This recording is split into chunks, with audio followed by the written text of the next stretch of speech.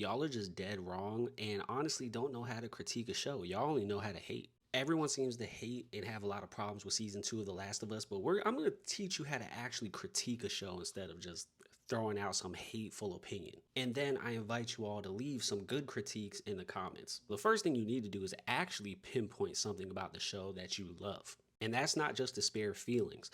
The idea of a good critique is that you want that moment in the story to work even better than it currently does. So say in The Last of Us Part 2, the biggest moment of the show is obviously when Joel dies, right? So you want a lot of the story surrounding that to work towards making that moment as good as possible. Now, this is where my critique comes into play because I feel like the show has not done a good job of making Joel's death matter. So my critique then comes in the form of, hey, you have this great moment here, Joel's death, but this part and this part's weak and you need to change it so that moment hits even harder. See? That's actually how you give a good critique. So to me, what's not working has been Ellie's reaction to Joel dying. In the show, it's just not cutting it.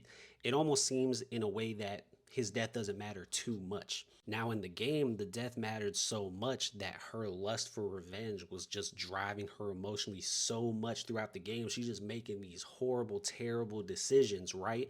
And it's because that's how much Joel's death affected her. We're not really getting any of that in season 2. And honestly, it doesn't even need to be that rage. We just need to see as an audience how this is really affecting Ellie. Like, it's just not there. So that's my critique.